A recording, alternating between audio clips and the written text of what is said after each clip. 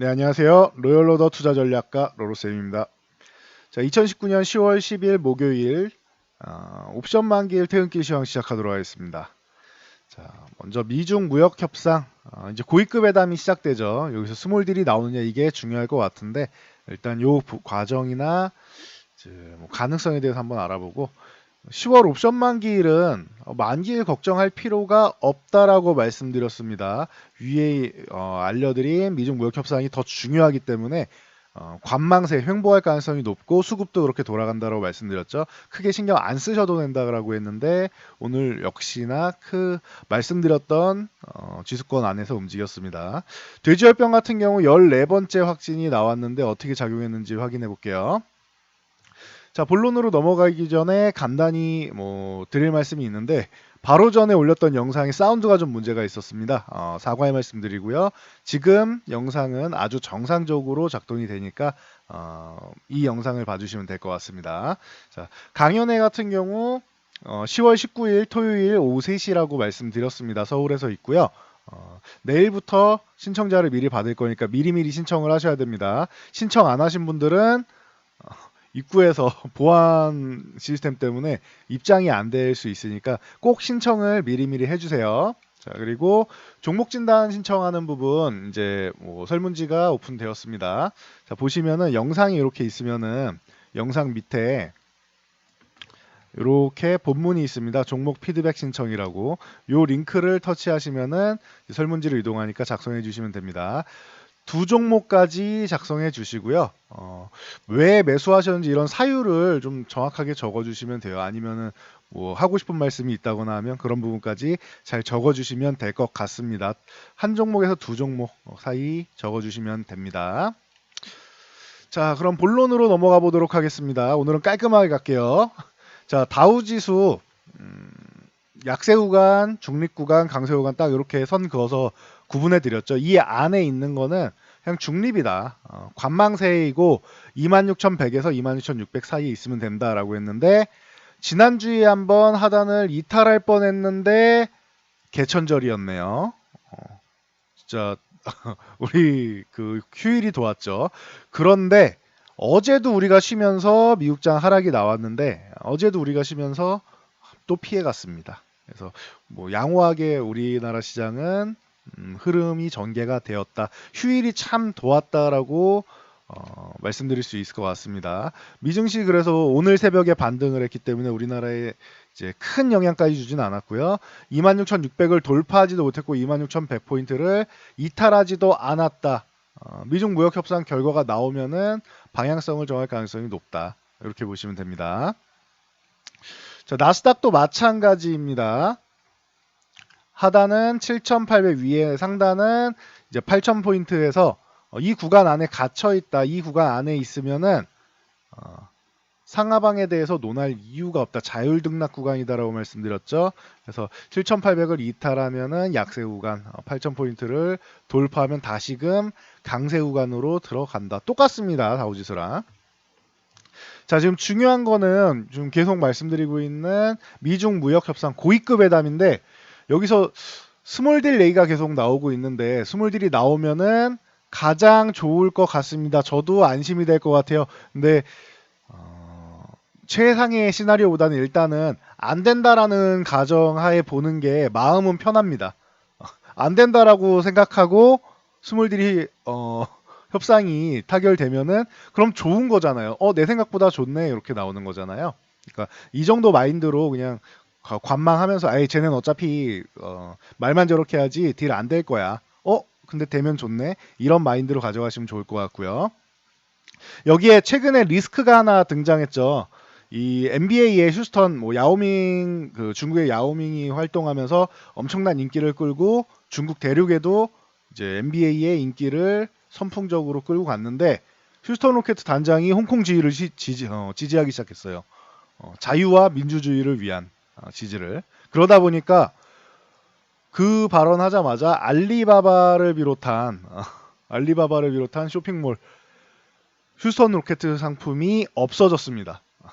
그리고 중국에서 NBA 보이콧 운동이 슬슬 나오기 시작해서 처음에 휴스턴이었는데 이 NBA 총재가 휴스턴 단장을 지지하기 시작했어요. 지지하는 발언을 하니까 전체적인 NBA 불매운동 같은 게 펼쳐집니다. 이게 생각나는 게 있죠. 우리나라로 치면은 사드 보복이 생각나는 이런 사건이 지금 발생했습니다. 그래서 NBA 시범 경기 같은 경우도 중국에서 열리고 그 방송권 같은 경우도 중계권 같은 경우도 굉장한데 이거를 아예 중국에서 보이콧을 해버리겠다라고 합니다. 그러다 보니까 NBA 총재가 나는 사과하지 않겠어라고 과거에 발언했던 거를 빠르게 뒤집어서 공개 사과를 했습니다. 그러면서 이제 여기서 또 문제가 발생을 한 거죠. 그러면은 중국한테 잘 보이기 위해서 사과를 했는데 중국이 큰 시장이니까 미국 사람들 입장에서는 NBA 총재가 홍콩 시민의 권리, 그러니까 즉 자유와 민주주의 대신에 이거 대신에 돈을 선택했네. 라고 하면서 상원의원들이랑 뭐 미국에서도 지금 이게 굉장히 이슈가 되고 있습니다. 그래서 뭐 참고하시면 될 것 같아요. 이게 약간의 리스크로 작용할 수는 있다. 보시면 될 것 같고 대신 또 기대해 볼 만한 것도 있어요. 중국에서 먼저 들고 온 선물인데요. 중국에서 미국산 농산물 뭐 대규모로 구입한다라는 거는 기존에도 말씀드렸잖아요. 2천만 톤의 대두를 구입하는 것을 3천만 톤까지 확대할 의사가 있다. 먼저 이제 손을 내밀기 시작했죠. 네. 그러니까 이게 하나로 치면은 뭐 32억 5천만 달러니까 하나로 치면 3조 8,863억 정도 됩니다. 오늘 환율로요. 뒤에 아마 5천만 원 정도 붙을 겁니다. 3조 8,863억 5천만 원 정도. 이 정도까지 확대할 의사가 있다라고 전달을 했습니다. 그러면은 원하는 것들이 있겠죠, 중국에서. 근데 농산물 구입으로 뭐 너무 많은 거를 원하지는 않을 것 같아요. 일단 기본적으로 추가 관세 부분에 대해서 관세 뭐 연기라던가 뭐 이런 부분이 있을 수 있겠죠. 지금도 연기됐으니까 뭐 추가적으로 연기된다던가 이런 부분에다가 플러스 알파로 가져갈 만한 작은 선물 정도가 있으면은 중국도 좀 납득할 수 있지 않을까. 요 정도의 딜 정도? 이런 정도의 딜 정도만 생각하고 있습니다. 저는 여기서 플러스 알파로 더 좋은 것들이 나오면 가장 좋은 거겠죠. 참고하시면 될 것 같고 만약에 최악의 경우 너네 우리는 서로 입장 차이가 너무 커서 대화를 못 하겠다고 서로 등 돌리고 헤어진다 라고 하면은 이게 최악의 상황인 거예요. 기본적으로는 그냥 협상만 이어가는 정도, 협상을 다음에 또 하자라고 해서 이어가는 정도가 이게 기본인 거고, 저렇게 스몰 딜이 나오면은 이게 가장 베스트 시나리오. 두 번째, 협상을 이어가는 게 기본 시나리오. 세 번째는 등 돌리는 거. 이렇게 되면은 한번 지수가 출렁일 수 있겠죠. 그러면은 뭐 나스닥 같은 경우 뭐 7,500포인트라든가 이렇게 기존 지지선까지 한번 내려올 수 있는데, 이 구간을 지지해 주는 것은 연준의 금리 인하가 기다리고 있을 겁니다. 이 부분에 대해서 불안해하실 수 있는데 어떤 부분이 불안하냐? 제롬 파웰 연준 의장이 연준의 독립성을 계속 강조하고 있습니다. 트럼프가 1%를 내려야 된다 이러면서 정치권과 함께 이제 계속 압박을 하고 있잖아요. 근데 원래 연준은 원래 독립적인 기관이에요. 대통령이 이렇게 참견하는 기관이 아닙니다. 금리 정책을. 그렇기 때문에 뭐 제롬 파월 의장이 저렇게 얘기할 필요가 없이 원래부터 독립적인 기관인 거니까 그냥 내가 알아서 할 테니까 놔둬. 이거죠. 제롬 파월 의장은. 제가 계속 신중하다라고 말씀을 드렸는데 트럼프가 저러니까 신중한 발언을 할 수밖에 없는 거예요. 그래서 뭐 미드 사이클 중간 조정이니 뭐 금리 인하는 경제 상황 봐서 하겠느니 뭐 이런 얘기하는 게 신중해질 수밖에 없어요. 트럼프가 저렇게 나가니까. 트럼프가 말을 안 해도 알아서 맞춰줄 텐데, 이런 위기 상황이 온다고 하면은 금리 정책 알아서 우리가 맞춰줄 텐데 자꾸 압박하니까 좀 짜증이 났겠죠. 제롬 파월 의장도 계속 눌려 있을 수 없으니까 한마디 한 것 같습니다. 참고하시면 될 것 같아요. 그래서 금리 쪽이 하단은 방어해 줄 수 있으니까 너무 큰 걱정, 스트레스 받으실 필요 없다 생각하시면 되고요. 이유는 간단하게 보고 갈게요. 이유에 문제가 되는 거는 뭐 경제 불황은 뭐 어쩔 수 없는 거고, 지금 가장 큰 이슈가 되고 있는 것은 브렉시트 합의죠.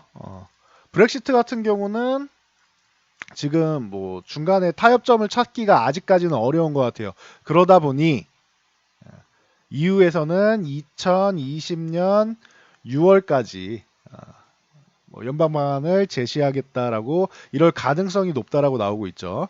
영국의 존슨 총리가 이번 달 말로 기한돼 있는 브렉시트 무조건 나가겠다. 노딜이건 뭐 협상이 되건 무조건 나가겠다라고 하는데 또라이 짓만 안 하면 될 것 같아요. 우리 입장에서는 또라이 짓인 거죠. 그런 짓거리만 안 하면은 요거는 내년 뭐 중순까지는 이제 뭐 지연될 가능성이 있다. 이렇게 보시면 될 것 같습니다. 해외 이슈는 간단하게 요 정도까지만 보시면 될 것 같고요. 우리나라 증시가 중요하죠. 하루 쉬고 왔으니까. 자, 우리나라 증시 요 60일선 정도까지는 조정받을 수 있다라고 말씀드렸죠. 수급 자체가 요 아래까지고 최대한 올라가면 뭐 2090포인트까지다라고 말씀을 드렸는데 그저께 이제 어제 새벽이죠. 우리나라 휴장인데 미증시 이렇게 급락 나오는데 우리나라가 강하게 2090까지 올라가는 거는 기대하는 거는 좀 무리였죠. 그러니까 하락을 좀 방어해 주는 게 중요한데 오늘 반등 나오면서 우리 시장은 60일선 지지력 테스트만 받고 도지형으로 이쁘게 잘 마무리했습니다. 제 생각에는 이 정도면은 굉장히 선방했습니다. 1%도 안 밀렸잖아요. 굉장히 선방을 잘 했다. 2050포인트 회복하면 좋겠지만 오늘 강세 나오는 날이 아닌데 어떡합니까? 그래도 추가적으로 하락해서 60에서 안 깨고 내려간 게 다행인 거죠. 그래서 잘 버텨줬다 생각하시면 될 것 같고 코스닥은 더 강했습니다. 630포인트 회복한 다음에 21선 위에서 유지해줬다.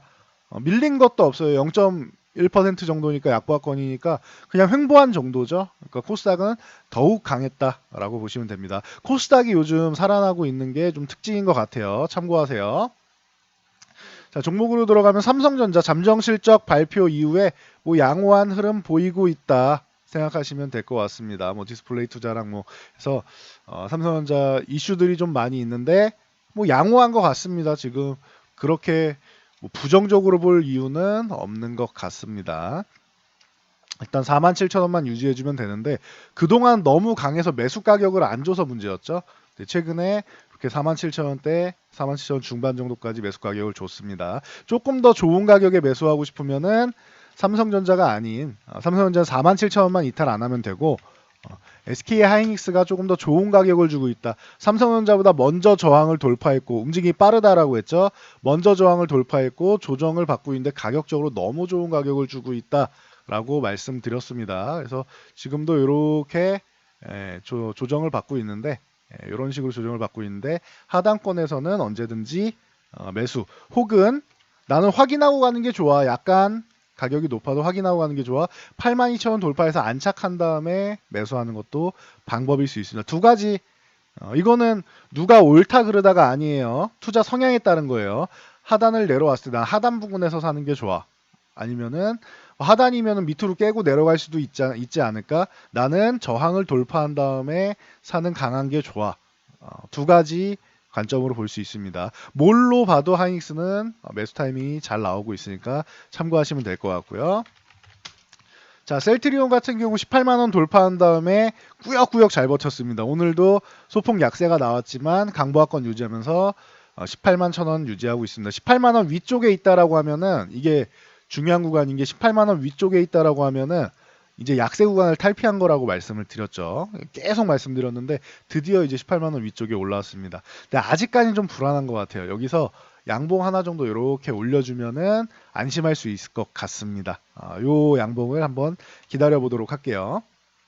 마지막으로 돼지열병 관련주 제가 이런 말씀을 드렸죠. 뭐 대표적으로 마니커 많이 말씀을 드렸는데 저희도 이제 들고 있던 종목이니까 뭐 급등해가지고 다행히 수익권으로 이쁘게 잘 마무리를 했는데 자, 이 마니커 말씀을 드리면서 계속 말씀드렸던 것들이 대주주들이 봐도 주가가 이 정도면은 우리가 수익 실현 한번 해야 될 것 같은 너무 뭐 테마성으로 급등이 나온 것 같으니까 비중을 줄이는 뭐 이지바이오부터 시작해갖고 쭉 뭐 비중 줄이는 종목들이 많이 있었죠. 백광소재도 있고 그러다 보니까 거기서 한 번 정도 고점인가 보다라는 고점 인식이 나온 거예요.